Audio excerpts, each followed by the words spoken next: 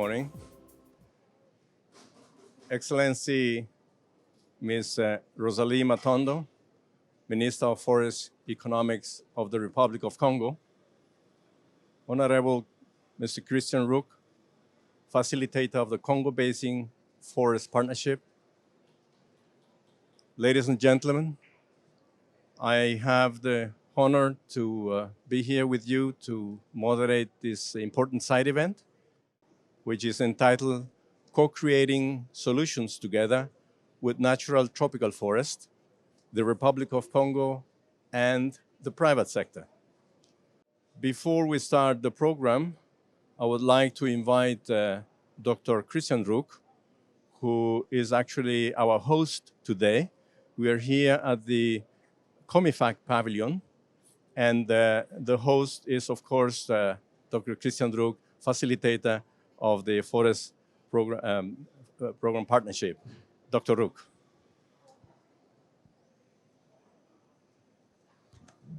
Mr. President, thank you very much. Dear audience, online and in presence, I'm very happy to host this meeting. It is a very important issue.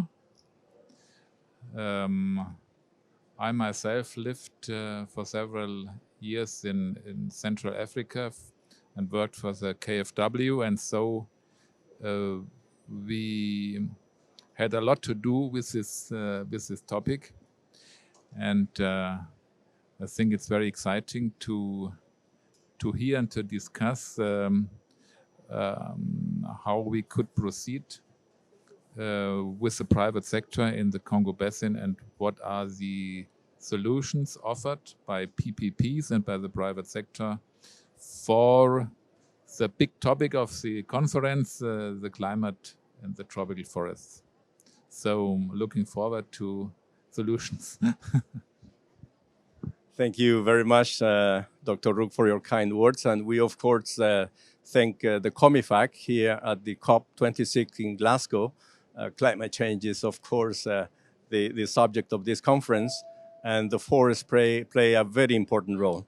So before we continue with the main program, I would like to show a very important video, a video that actually shows the reality in the Congo Basin. And this event is actually being organized between the COMIFAC, which is the Central African Commission for Forest, INTERHOLCO, which is a company managing sustainably 1.3 million hectares in the north of Congo, and of course with the government of the Republic of Congo. So we all three partners have organized this side event. The video, which is called Protecting the Gorilla Forest, we are going just to show something like 3 minutes, a very short version. And then, of course, if you would like to see the full version, there are some copies here behind in the room, but it can be also downloaded online. So over to the regie, we're going to watch the video. D'envoyer la vidéo, s'il vous plaît.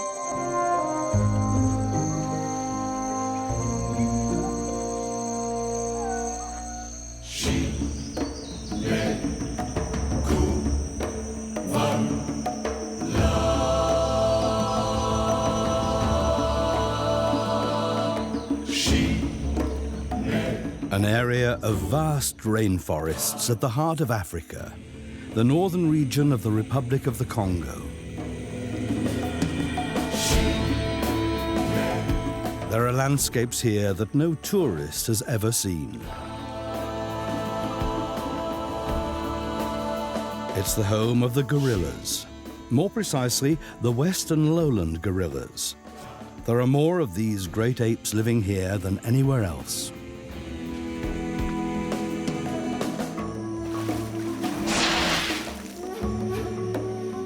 But this region has long since ceased to be a natural paradise. Roads now cut through once inaccessible areas, Villages have become small towns. Humans are penetrating deeper and deeper into the forests in search of costly tropical timber. Is this a repeat of the drama being acted out in other rainforests?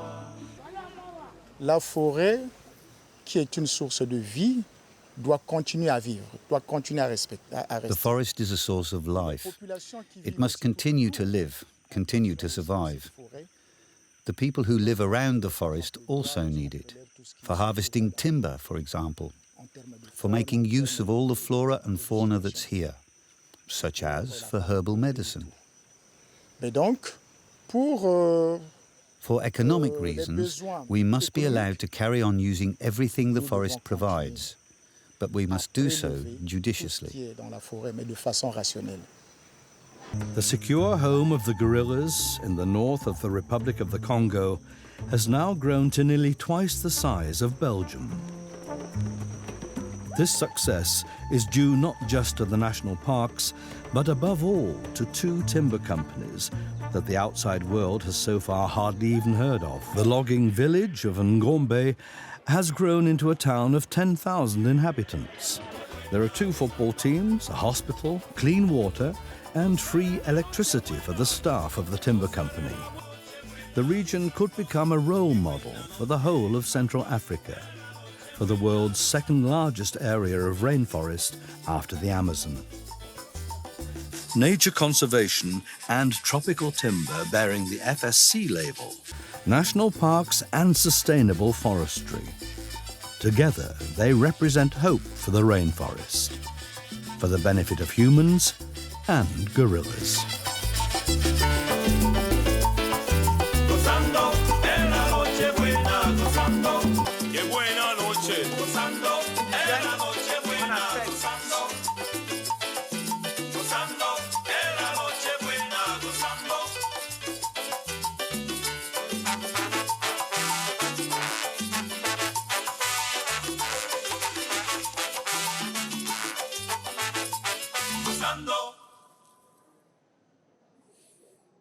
So as you have seen, this is a very short version of the full video.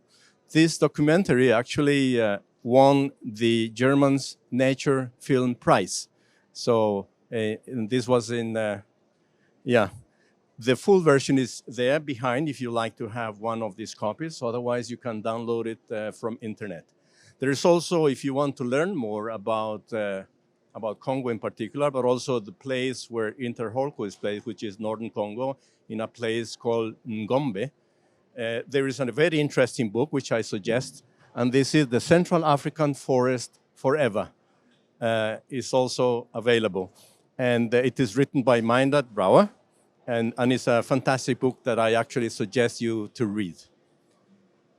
Thank you. So if we see the program, I would like to invite Her Excellency, Madame Rosalie Matondo, Minister of Forest Economics of the Republic of Congo, to give us her address. The floor is yours, Madame. You can come over here. Bonjour à tous. Donc, je disais que Hello everyone. je suis heureuse de vous voir ici I'm à cet delighted to événement. see you here Et, on this event. je vous remercie d'être là aussi. Thank you for being here. Monsieur le Président de l'Association Mr. technique President internationale des bois tropicaux, Monsieur of le the facilitateur International Association du of partenariat pour Tropical les forêts du Woods, bassin du Congo, Monsieur le Mr. Président-directeur général President d'INTERHOLCO, Director chers partenaires of DIDELCO and each distingués partner, invités, mesdames et messieurs, on vous rend grades et qualités, ladies mesdames et messieurs. and gentlemen, Je voudrais, avant tout propos, vous saluer tous first et of vous all, remercier I want to greet pour you. l'organisation de cet événement ici. I want to Monsieur thank le you ministre, for the je vous organization vois, of this Monsieur le event. ministre Mr. des Forêts et de la Minister Faune du Cameroun, I see président you, à l'exercice of donc, de la Wildlife COMIFAC, très cher frère. of Cameroon, I Merci can d'être see là, you. merci de nous honorer. Thank you Donc, for je being disais que here. je suis très heureuse d'être là. Je voulais féliciter les experts de la COMIFAC And qui nous thank permettent you de for nous the venir COMIFAC à ce stand de la experts COMIFAC et who qui sont enable nos us to have this négociateurs de tout event. temps et qui sont les les travailleurs dans l'ombre de tout ce que nous faisons ici à la COP. And Si nos voix sont entendues ici, très souvent, they are c'est here grâce to à leur help us at the travail. COP. Nous avons tenu à organiser cet We événement wanted ici, to organize dans this ce pavillon, event pour présenter deux modèles de partenariat to public-privé just en show matière de two gestion des models, forêts a partnership with the naturelles et private plantées sector. que nous menons depuis plus de 50 ans dans notre pays, And la we République have du this Congo. fight for the last 50 years in Je Republic voudrais of donc vous Congo. présenter pour le temps qui m'est So accordé I la vision want to stratégique de show mon pays, you the strategy vision of my own relative à la mise en œuvre country de la politique de gestion durable linked des with forêts a et sustainable l'engagement pris par mon management pays of forest in d'adopter my les plans country d'aménagement, la certification des concessions and forestières to have attribuées, les certification of principes de la forests légalité et traçabilité du bois liés à and l'accord de partenariat linked volontaire to que the nous wood avons signé avec l'Union production européenne, le lancement d'un grand in programme national cooperation d'afforestation et de with reboisement depuis European 2011 pour Union. une ambition de faire 1 million d'hectares de plantations And we want forestières to et plant 1 agroforestières. million of hectares of Cette plantations. volonté d'inscrire une This dynamique will de gestion to have a durable de nos sustainable forêts management of our naturelles et des forests, ressources naturelles of a our toujours natural caractérisé notre resources, pays depuis has avec une been our forte volonté fight des pouvoirs publics, donc for many conduite years par Son Excellence Monsieur le Président with de the la République du government, Congo, with the un grand President of the écologiste, Republic qui of nous emmène Congo, vers who cette is gestion a durable des fan of ressources ecology forestières depuis and of 1974, natural qui était donc resources. l'année où Since nous avons voté la 1974, première loi we forestière, le elected the code forestier first relatif law for donc à la gestion forests rationnelle des for ressources rational en bois. management of Ce premier resources, code a été especially modifié wood 8 ans plus resources. tard, This en code was 1989, modified en or vue de amended prendre en later compte on donc with various le concept decrees de gestion rationnelle des forêts. to Et strengthen the depuis les concept années of 2000, rational en management 2000 of notamment, forests. suite aux évolutions survenues au niveau And mondial, notamment after the various l'émergence du evolutions concept de of développement durable dans les climate politiques change publiques et afin and global d'harmoniser nos climate politiques change, dans and le cadre in du order plan to de harmonize convergence our de la local COMIFAC, policies, un nouveau code forestier and with the a été COMIFAC, adopté qui plaçait a la forest gestion code durable des has been forêts au adopted cœur for des the sustainable préoccupations management of nationales forests, liées au and that secteur was in forestier, the heart of en the main promouvant concert, l'aménagement systématique covering des the forêts de systematic production cover de of bois forest d'œuvre et production celui des of aires wood protégées and dédiées à la protected conservation de la areas linked biodiversité. to conservation and biodiversity Afin d'une part d'élargir la part in du order marché de bois congolais dans to l'espace de l'Union européenne et widen the améliorer son space image parfois of our ternie tropical par woods des on the campagnes de market, boycott injustifiées, et d'autre part, afin de and consolider la in gouvernance order du to secteur forestier, conciliate le Congo our a adhéré policies, à l'accord de the partenariat volontaire Congo avec l'Union européenne elected en for signant partnership donc with cet accord en European 2010 Union and et signed this en specific faisant agreement, rentrer en vigueur cet accord par le Parlement de notre pays en and that 2013. was certified by our own parliament. Dans le souci de prendre en compte des thématiques We émergentes, wanted to take la on définition d'un board nouveau the cadre emergent juridique était thematics, nécessaire et a conduit notre pays à la révision du code and forestier we had to qui a été revise donc this forest voté count le 8 afterwards juillet 2000 et on promulgué the pardon, le 8th 8 of juillet 2020. July. Donc c'est récent. Nous So avons un it's nouveau rather code recent. forestier We qui have a fait new forest donc code now. état d'une nouvelle vision de notre So there pays is a new en vision prenant for en our compte les country, thématiques taking into liées donc au consideration changement climatique, aux règles the plus, à l'accord changement, de the partenariat avec climate le change système and the agreement of informatisé de various légalité et de traçabilité de partnerships bois, le and concept de paiement pour equality, services concept environnementaux. of Tous ces payments. concepts ont été pris en compte dans le nouveau code Everything has been forestier. taken into consideration in this La new République du forest Congo est donc code. The review pays of d'Afrique Congo centrale, vous le comprenez, parce as que an nous sommes Africa ici. Donc, fait Central partie du bassin du country Congo. is Il a part of the Congo 342 000 Basin, km² de superficie, avec 342,000 65% de son hectares, territoire occupé par les forêts. square hectares, Les 80% forêts qui constituent donc is a forest cover. 24,5 millions d'hectares. Et parmi ces forêts, nous avons And la among moitié, these 15 millions forests, d'hectares, half of dédiés it is dedicated aux forêts de production. to Forêts de production, production. Et production avec, forest. donc, une grande partie qui est So certifiée a avec big part le is absolutely certificat le plus certified contraignant, qui est le FSC. with the FSC Cette certification, which is superficie very dédiée à binding. This l'exploitation forest est surface divisée en 60 is unités divided in forestières. 68 Comme forest je l'ai annoncé aussi tout à l'heure, zones. pour accroître As I said sa before, superficie forestière, les projets puits de the carbone project is a carbon sink and is managed with a program of reforestation to set up 8 million of hectares of plantation with an excellent growth and an excellent biodiversity as a potential. 8 million of hectares, can you imagine? We want to do more than 1 billion trees. This is our vision to plant. And we want to move forward this project thanks to this National Day of Reforestation, which took place on the 6th of November. As I told you yesterday, I had to go back to Congo from Glasgow in order to launch this big program in partnership with the Total Energy Group in order to try to manage the carbon on this massive surface of forest, in associating as well the local community for diversification of economy and for empowerment of our autonomies. Because we always say it, if we want to move forward in our country, we need to engage the local communities as actors of preservation of biodiversity. If we leave them apart, our populations, and if we leave them in poverty, they are not able to understand the vision and the concept of this preservation of biodiversity.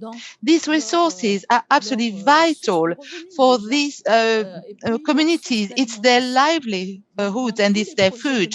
So in all our projects, whether it comes to the forest concession, the management of the concession, we take into consideration the communities within the development process and in every project we have, so that the communities would be actors of this sustainable management and preservation of our forest ecosystems. So in this sense, within this framework, legal framework, therefore, we have zones divided in series of project production, exploitation, conservation, which is absolutely protected for biodiversity, and protection for rivers and natural sensitive resources around the concessions, and community development for the rural communities. And the last part is the research part, in order to understand the evolution of our forests. Therefore, we work within a partnership with various partners like IFRO, who come with a specific investment to valorize or to validate this environment. So the Republic of Congo does not produce the forest, it leaves it to the various partners. This partnership has been existing for the last 50 years, and the partners we have are absolutely geared to every commitment we have. Every stakeholder is active. For example, for the land management, more than 50% of the concessions are managed. In 2025, we want to reach all the concessions as being managed, and we want our partners to commit to any certification, and we are following very closely the adherence to these commitments, and we are thankful for them. As I said before, the companies within the concessions, we have series of conservation, and we are supported again by the same partners who are supporting for the preservation of biodiversity within the concessions. I want to say that the Congo has given more than 11% of the land to conservation, we have 13 protected areas, and outside of these areas, within the concessions, we have GISLAM, which are units of fight against poaching, and the partners, the concessions owners are fighting against these activities of poaching, because as you know very well, in our countries, we have a big challenge with these poaching activities for ivory, which is still considered as trophies, and we are really fighting against these poachers, and we can do this thanks to the forest companies outside the protected areas, which are public. On the social side, the forest sector is the second sector giving jobs in Congo. Therefore, you can imagine that forest companies are fighting against unemployment. We are counting a lot on this. We do encourage the companies to do local content so that the youth would be able to find jobs within forest activities. This working population does participate to the structuration of economic growth in our local communities, and thanks to this activity, it is great to see that there are communities which are developing and becoming very modern, with various installations provided by these companies, such as electricity provision and through hydroelectricity. And this energy enables to provide local communities electricity, and this is really going towards modernization of these places. Locally speaking, with the certification, there is a fund of local development. It's about 200 CFA for every there is a local cubic fund meter which is managed by a local committee presided over by all the partners of each department. So this allows the funding of micro-projects and to participate in the fight against poverty, which is one of the causes, one of the main causes of deforestation in our countries, as I've said before. So you can see what we are doing regarding management, regarding our forests, and as you can see that the Republic of Congo is doing its best with the little resources we have for sustainable management and for climate change. So the partnership between Congo and the private sector is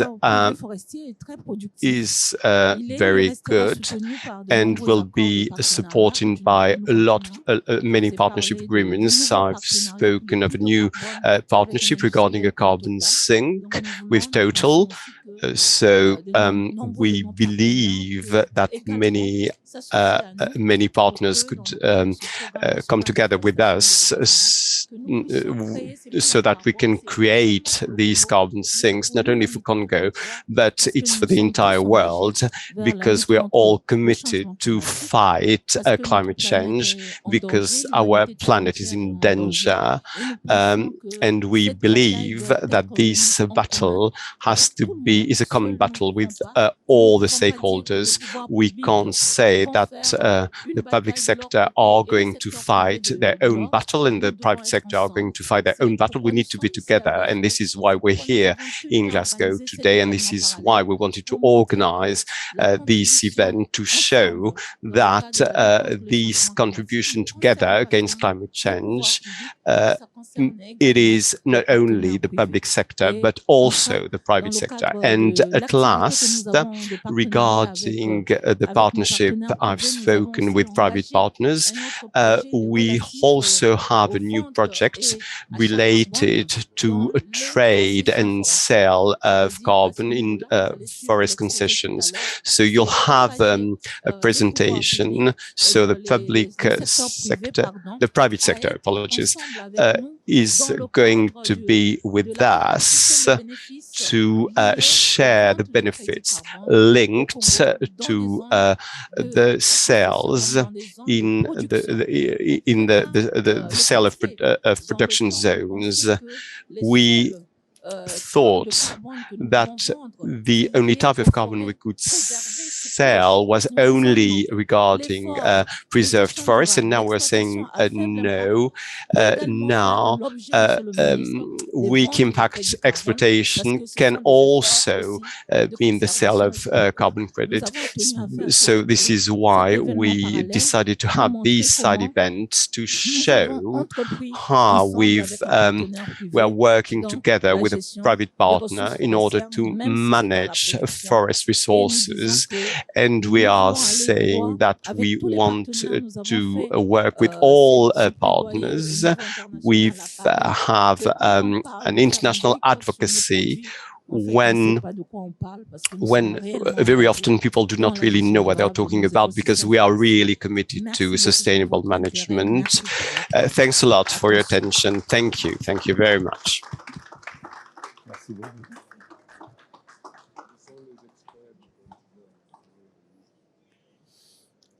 Excellent. Thank you very much, Madame la Ministre. Before we go to the next speaker, I will take the opportunity to welcome the Minister of Wildlife and Forest of Cameroon, Dr. Jules Ngombe, who is actually joining us, and he's also the president, the current president of the COMIFAC. So thank you very much for joining us. Thank you. So, Madame la Ministre, I think what you have just presented is extremely important, and we do appreciate all the efforts that the Republic of Congo is doing in managing your resources sustainably and getting, of course, contributing not only to climate change mitigation, but also to the conservation of biodiversity. I took a note from last week's speech of His Excellency, the President Denis Sassou Nguesso, whereby he said that the Congo Basin provides services to the world of invaluable ecosystems, but what does it receive for it? Very little. So I think this has to change, and I think that this conference is going to include this kind of discussions, that the services that the Congo Basin, for example, is providing to the planet have to be recognized, also in form of funding, of course. So may I call for the next speaker, who is Dr. Christian Ruck. Dr. Christian Ruck is the facilitator of the Congo Basin Partnership. The presidency is with Germany right now. We are very happy to have Dr. Christian Ruck with us. And the floor is yours. I'll invite you to come over here. Just, yeah.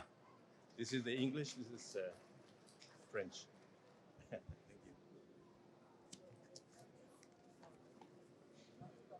you. Dear Minister Rosalie Matondo, dear Minister Jules Doré, dear President Serrano, ladies and gentlemen.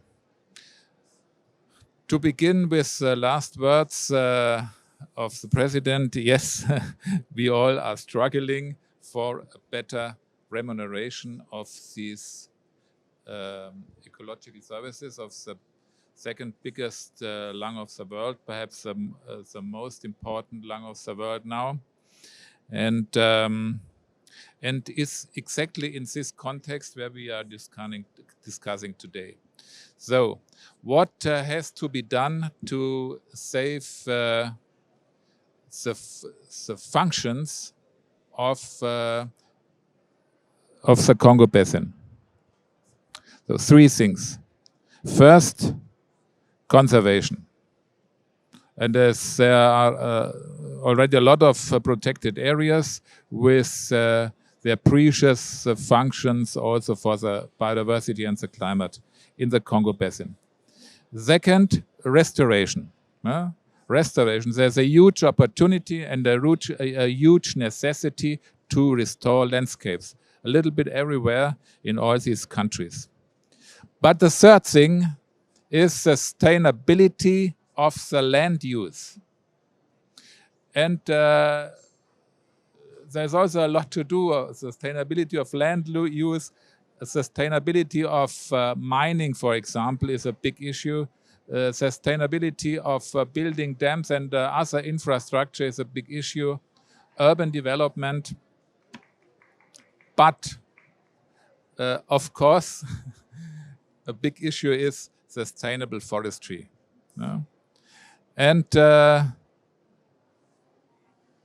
is a big debate, or there has been a big debate all the last decades, whether we should use in the consumers markets, whether we should use tropical timber. And this is ongoing. This is ongoing, for example, in France. And we had huge debates in Germany. Tropical timber is destroying the tropical forest and so on. Of course, the use or the destruction of forests could be really damage the lungs. But this is exactly what we are not in favor of. We are in favor of a sustainable use of these tropical forests and of a legal and transparent use of the tropical forest. And for me, it is a very important tool in economic terms.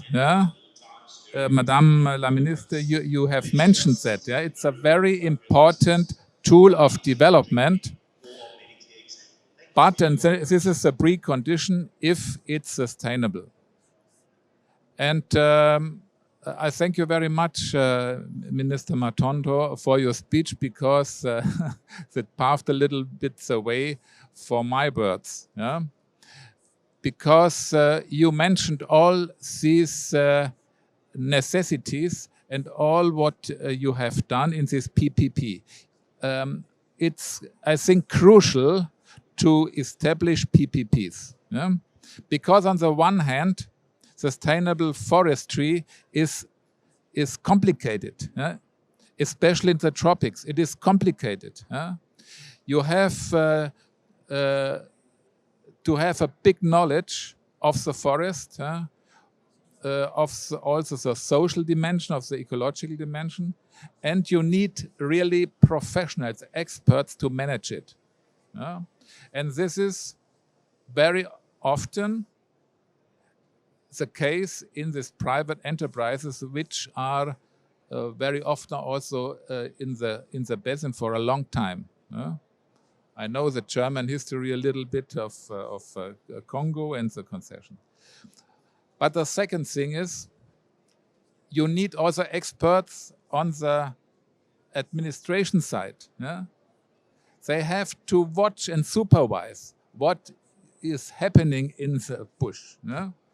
And they have to know, and to trace the way down from the forest to the harbor to the export markets.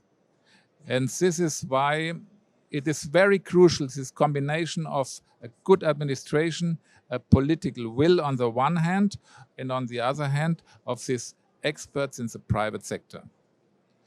And therefore, for me, these PPPs are really a crucial factor in the whole puzzle how to save the second biggest lung of the world.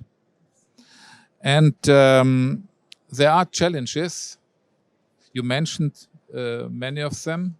Another challenge is, of course, to reorganize the business. Yeah, I have learned a lot in the last years when for example, when I was for the KfW in Cameroon, that there is a huge waste of timber, of timber products, of byproducts, in many parts, and we could even create much more jobs and much more business if we could better organize the whole process. And your countries in the Congo Basin are on the way to improve these procedures. And there is another thing, because if you know a little bit the business, you know that well-managed concessions on a very high level, on a very high certification level, is much more costly than if you do it either illegal or very simplified. And there are a lot of business on both sides. The one guys and the other guys. We need, of course, the good guys. And if this is much more costly than the bad way, then you have to remunerate this better way of procedures. And you need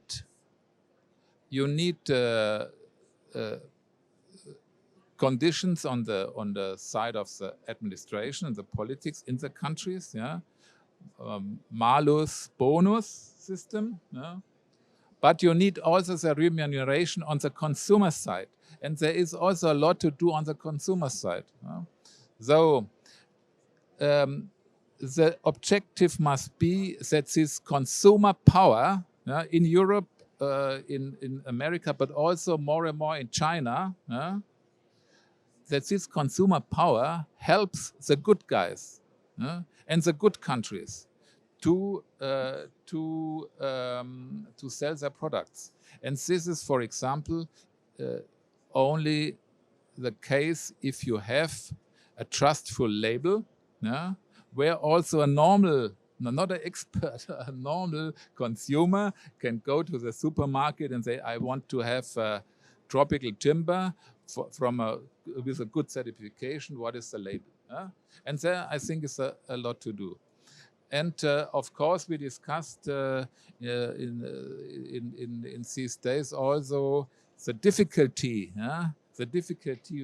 with all these chaos of labels, and that we need, that it would be best to have a labeling which is a little bit recognized in the whole world.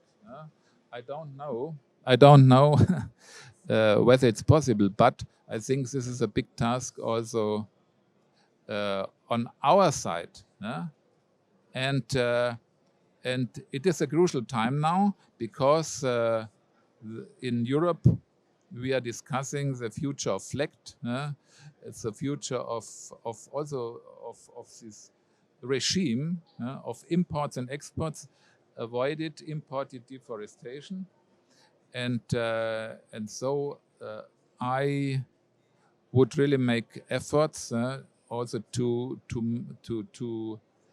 make progress in this field, because this is the other side of the coin, that the timber which stems from good concessions in countries where this PPP is functioning, that this timber gets a good market success and also a higher price, and so the profitability.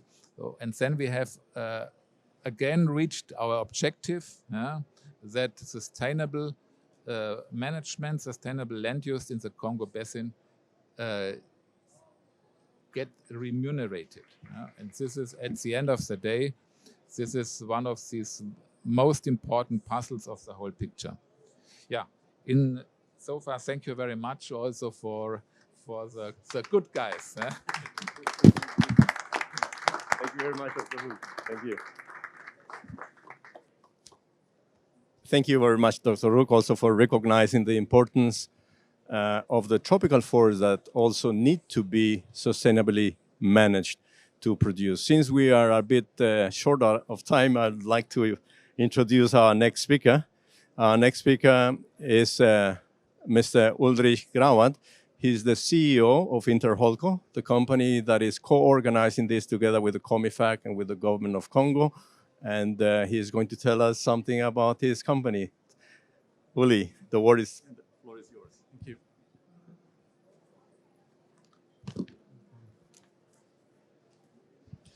So, Your Excellencies, also ladies and gentlemen, not only here in the room, but also those who are joining us online.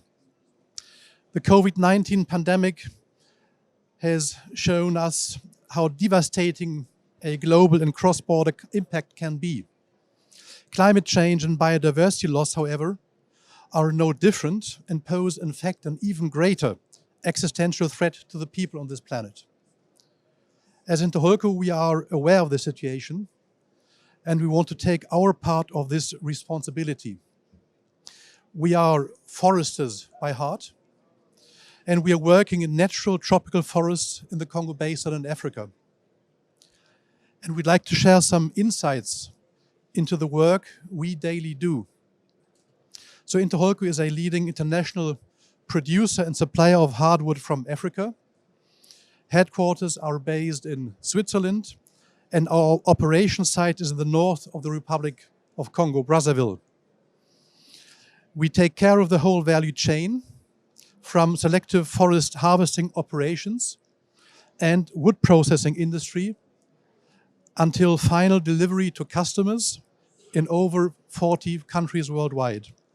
And all, as was said, our production is 100% FSC certified, and we manage a forest area of 1.16 million hectares. This is contiguous forest.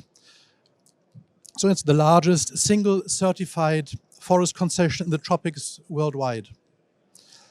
At INTERHOLCO, we believe the world needs healthy and sustainably managed forests, forests that grow and preserve biodiversity and also social values. This is important for our about 1,000 employees, meaning job opportunities, healthcare for workers and their families, as well as the possibility to acquire skills and also to develop personal talents. Healthy and intact forests are also important to the local region in which we work and live. Local development for about 16,000 people depends on this forest area, considering infrastructure, healthcare through our local hospital, clean drinking water, or school availability. For indigenous peoples, healthy forests mean the ability to continue using wood and non-wood forest products for medicinal uses and other needs. Forests are preserved for their livelihoods and also for their identity. People continue exercising also their traditional rights in those forests, including hunting for their own consumption. With a strong unit of eco-guards and also in partnership with the government and also with local and international NGOs, we implement strong anti-poaching measures on the ground to safeguard gorillas, elephants, and many more wildlife species. Scientific studies show proof of this effectiveness. Due to reduced impact logging and a 30-year rotation cycle, the forest growth remains stable. We only cut on average 1 tree per hectare every 30 years, so forests are not degraded. Selective harvest helps forests to grow, and the carbon dioxide absorption is preserved. Nous essayons donc de réduire le dioxyde de carbone. Ainsi, nous travaillons avec les forêts et c'est un modèle de conservation qui peut être reproduit dans d'autres coins du monde, surtout dans les zones tropicales. Il faut trouver des solutions. But we also have a second forest. This forest is in urban cities and also communities all over the world. The wood we produce is our second forest. It is in housing, it is in building structures, it's in flooring, in terraces, in window frames, bridges, and many more. These products also serve as carbon sink over a long period of time. Wood is one of the best building materials we can think of. It is fully renewable. It has inherent strength for the needs of static construction. And wood is very, very fire resistant, which is very important also in the wood building construction. So how do we do it? How can we replicate this way of working, maybe this sort of model? First, we need a close and direct cooperation between the private sector and its governments, and also development financial institutions. We all need to pull together in the same direction. Second, we need to facilitate the alignment of financial flows with international goals. And third, private sector investments need to be aligned behind industry strategies. Good governance makes this possible, and certification, FSC and PEFC, plays a key role in it.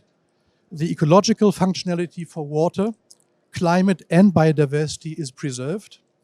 By this, we all contribute to the UN Sustainable Development Goals.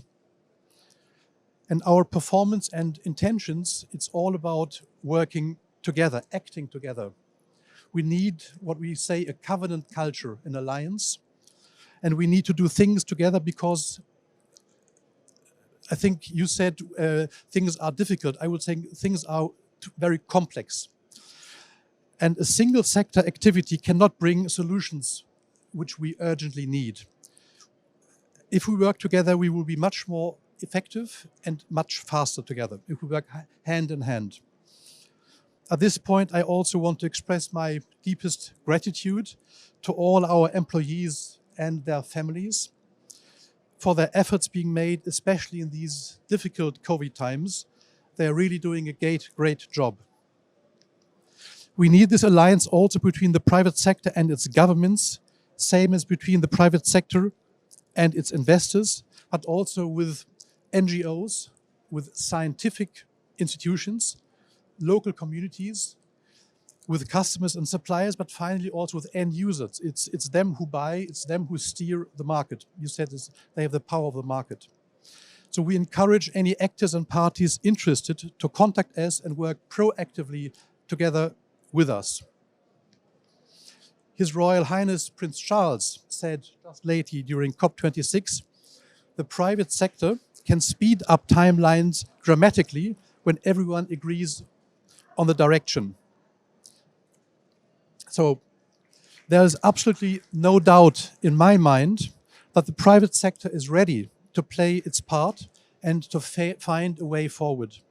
We need to find practical ways of overcoming differences and facilitate an increase in finance and investment, including the transfer of economic benefits also to local communities.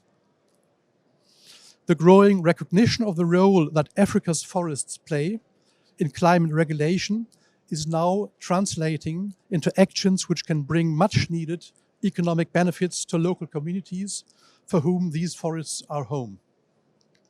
As one consequence of our joint efforts, INTERHOLCO will be bringing a package of carbon offsets credits to market in 2022. This climate finance will flow back to all stakeholders, including local communities and also indigenous populations. The economic growth of private sector investment into tropical forest translate locally into funds for communities, taxes to government, to support in key infrastructure, and the needs and of employees and their communities will feed back into the regional and sub-regional markets which urgently need to be developed. Certified hardware from Africa empowers consumers and investors to co-create the much-needed change. Wood from certified African forests is part of this solution, and it's well positioned for this challenge. Wood has a future because the future cannot do without wood. Thank you.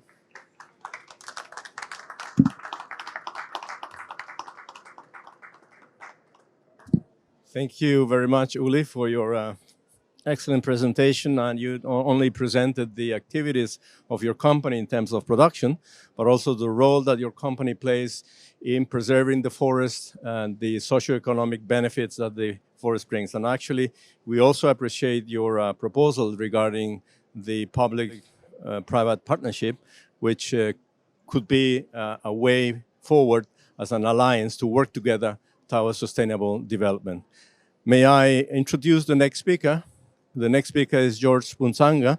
He is the National Red Coordinator of the Republic of Congo, and he's going to tell us something about nature-based solution and sustainable financing and climate change adaptation and resilience programs. George, the floor is yours. This is the French microphone, so you take this one here. Thank you.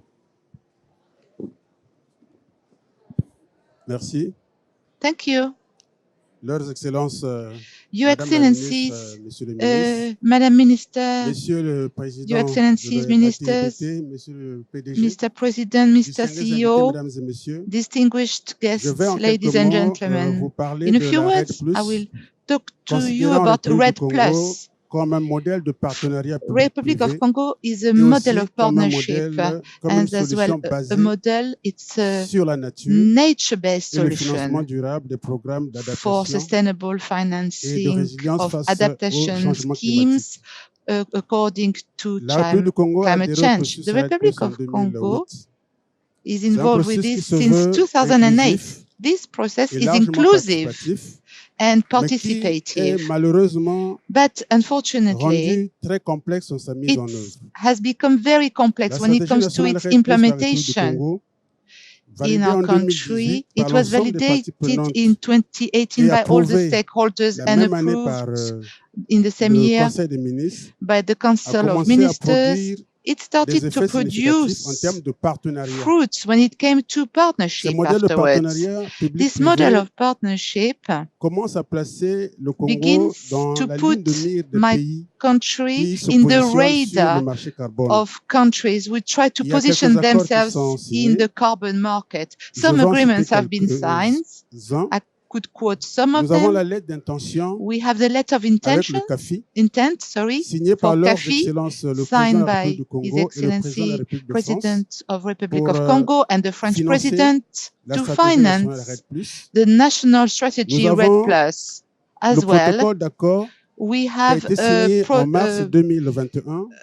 memorandum MOU signed by the government and the Total Group to set up a carbon scheme, and Madam Minister talked about this, the carbon sink in the plateau area. We have a purchase contract for credit carbon, which was signed between the government and the World Bank against emissions because of deforestation in two zones, Sanga and Kolikwala. For the Sanga, we have a specific company. We have a MOU signed in June 2021 by government and the company IFO pour la mise en valeur des crédits historiques. C'est une particularité. Historic credits is quite peculiar, and the government did encourage the Info company because we needed to validate previous credits generated between 2015 and 2019, and this process is ongoing. It's the first time it happens in the Congo Basin, where managing to validate previous credits. We have the forest code as well, which enables now to encourage the assessment of forest carbon. And we have various MOUs which are ongoing for many partners in order to validate forest carbon credits through conservation and biodiversity. Because of all these stakes of partnerships, the stakeholders, the national stakeholders, are expectant for the implementation of equitable regulations according to the Paris Agreement. We need to get to fair regulations, otherwise we are going to have many problems, because there are two mechanisms linked to the market and one mechanism not linked to the market. For national stakeholders, the RED Plus process, the acknowledging of the role of forest and the regulation of climate for all humanity should be translated by financial support, which should be significant for countries such as the Republic of Congo and Cameroon, because we want to bring nature-based solutions. Thank you very much, George. Thank you also very much to be succinct, since we are running a little bit out of time. But I think that the information that you have shared with us is extremely important. And I also understand that you are responsible for a project in the northern part of Congo related to carbon credits. And I think we encourage you to continue working with the private sector. And I think the results are extremely important for us. Now, I'd like to introduce Dr. Oscar Crohn, who is from partner SOLSTRA Capital. He is a private investor. So let us see what Oscar has to say in terms of investing in the tropics. The floor is yours, Oscar. Thank you very much, Olman. Thank you. Thank you. Ministers, ladies and gentlemen. I have the right microphone? Yes, thank you.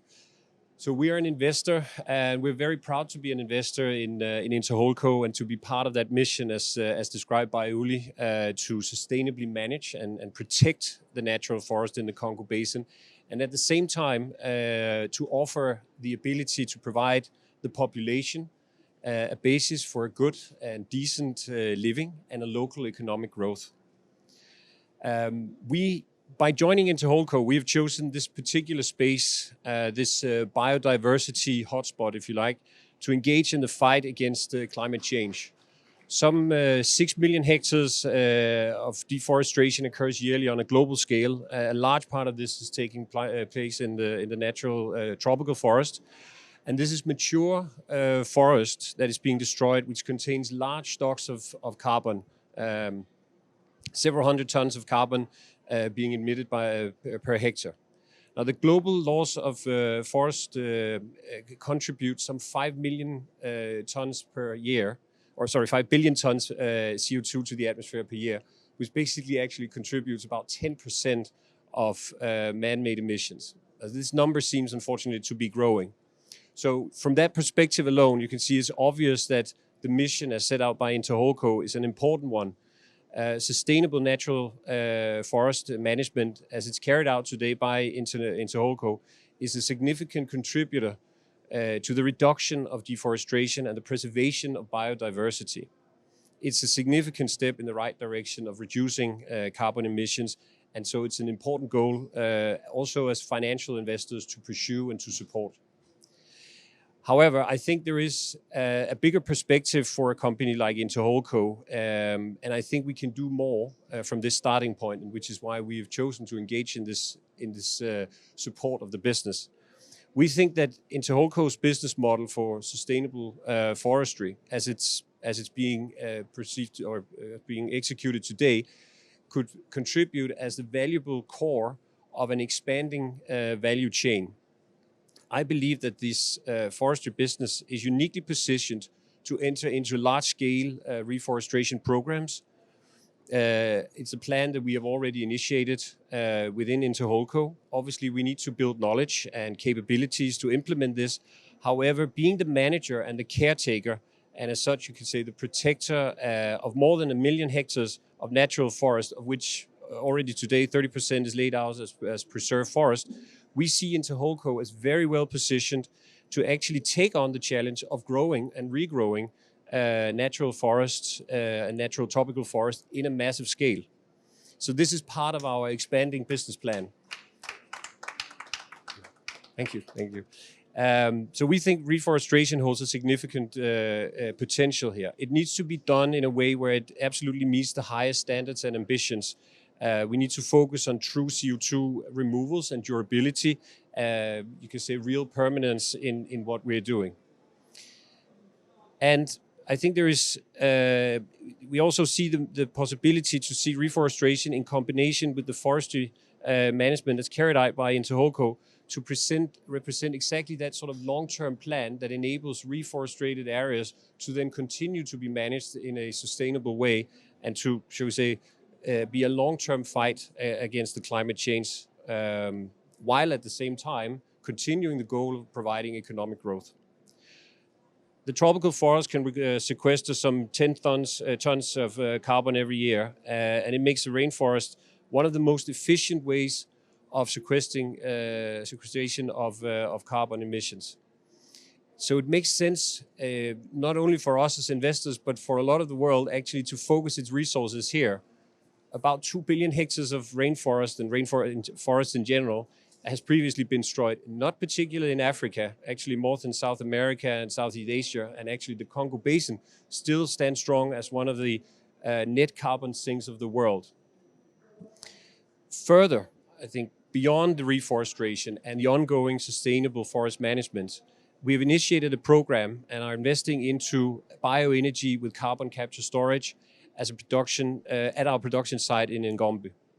We believe that the forest industry needs to be also part of the technological development of these solutions, and that the combination of nature-based solutions together with technology-based solutions holds the greatest and also, very importantly, one of the most immediately implementable and cost-efficient solutions to carbon capture, removal, and storage. Our view is that nature-based solutions, they work now, and sustainable forestry works in scale, and in combination with technology and technology development, there's a real opportunity to grow even further, also grow economically in the local regions. So in summarize, you can say our plan is to increase carbon storage by reforestation program, to make sure it stays and grows through an ongoing sustainable forest management, and through extensive preservation, and to add bioenergy and carbon capture storage technology to convert excess biomass from the forest into energy and permanent carbon sinks. So such nature-based solutions, or any solution for that matter, as it's been mentioned here a few times, requires obviously, on the one hand, global perspective. It's clear that there is evidence that protecting the natural forest can be done exactly as it's done in the Congo Basin. It's a much more effective way and leads to much more net carbon sequestration and growing of the regrowing of the forest than compared to, for instance, in the Northern Hemisphere. So obviously, you could say there should be a further focus towards the tropical forests compared to a lot of the other projects around the world. But it's also important that we need to bring financing to these places, and that is obviously some of the challenge, because it can be more challenging for investors to come in as opposed to invest in the countries that you are familiar with and where you come from. However, we need to see that in combination with private and public financing. My view is we cannot expect governments alone to solve the problems. Our view is the private initiative and capital must be included, and companies and investors and the people on the ground needs to see that there is economic development as well, and economic benefit in pursuing these goals. For some, it's a matter of return on their investments, and for others, the local population, it's a matter of obtaining a meaningful life and economic growth on good living standards.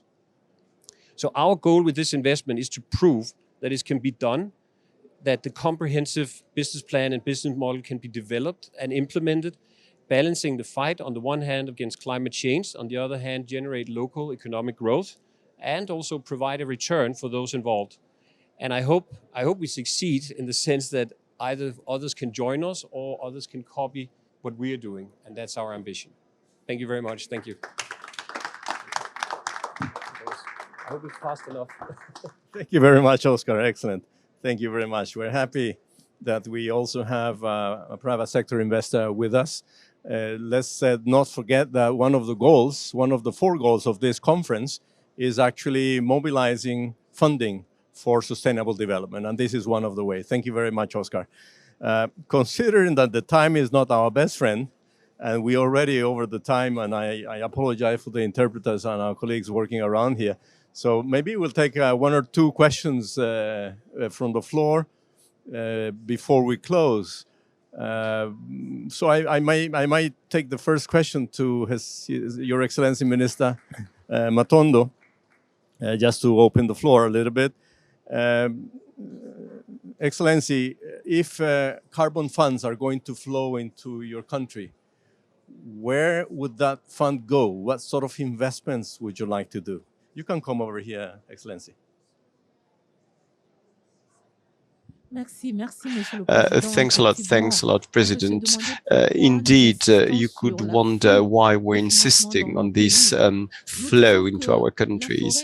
We're saying that forest is a natural resource. It's a resource. It means it should contribute to the development of our countries. So funding, it's to develop. This is why Red Plus in Congo, we've set up a fund, an investment strategy for all different sectors, and all funding, incoming funding, have been invested. It could be energy, it could be cogeneration and production of hydro energy. This contributes to the development and to improve the well-being of local populations. We could develop sustainable agriculture, but also develop our countries. This is land use management. So we've got funding there, but we send these fundings towards the development of our country's different sectors, all sectors. The letter of intent you've mentioned in the framework of CAFI includes 7 ministries: forestry, environment, energy, and agriculture, and land use management, and others.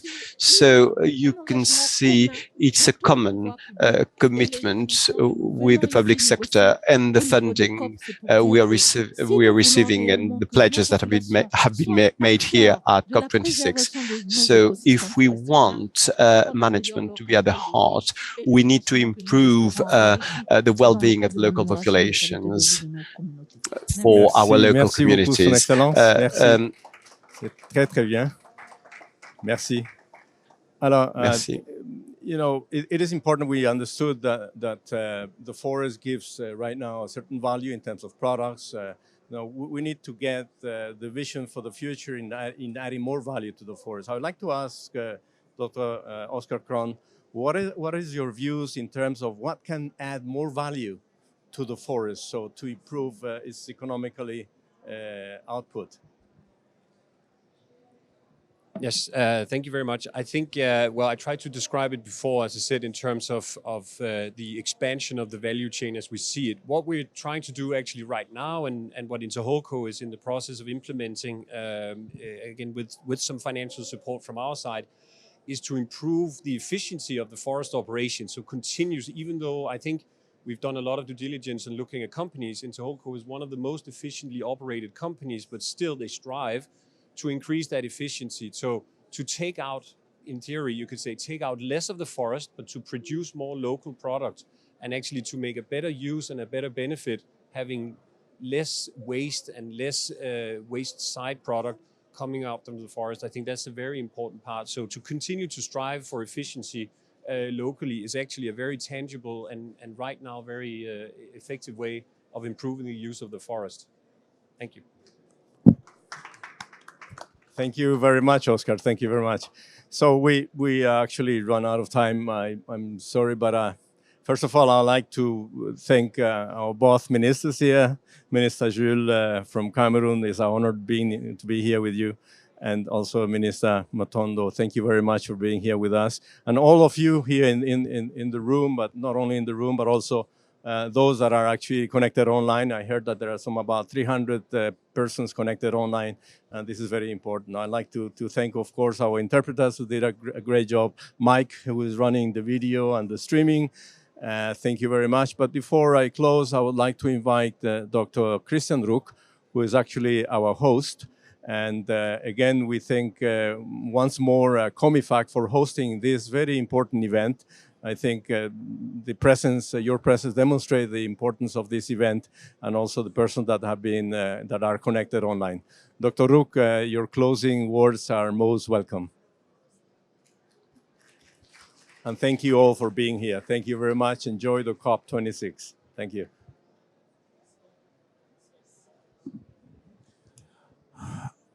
I think it was a very interesting session.